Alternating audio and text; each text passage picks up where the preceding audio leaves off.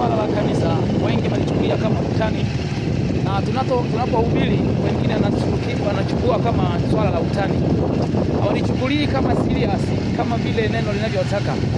Lakini Biblia inasema kwamba neno la Mungu litatimia, maneno ya wanadamu hayatatimia kamwe.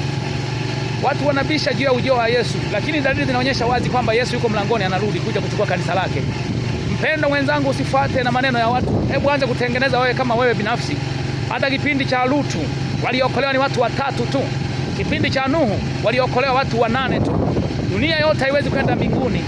Ni watu asilimia ndogo sana, asilimia 33 ambayo itaokolewa katika ulimwengu wote. Kama vile Yesu alivyokuja duniani kuokoa wanadamu, sio kwamba ataokoa wote. Ndio maana anasema kwamba waitwao ni wengi lakini wateule ni wachache. Na alisema kwamba wengi watataka lakini wasiweze. Usiende na makundi mengine ambayo yameng'ang'ania dunia hii. Watu hawataka kubadilika. Unawahubiria neno lakini hawataka kubadilika. Hebu songa mbele, jitenge na kila aina makundi. Yesu amekuja. Muda wote Yesu amekaribia sana kurudi. Yesu muda wote anarudi. Dalili zake zimeshaonyesha kwamba yuko wazi anarudi kuja kutuchukua wanadamu wale ambao tumeshajikana.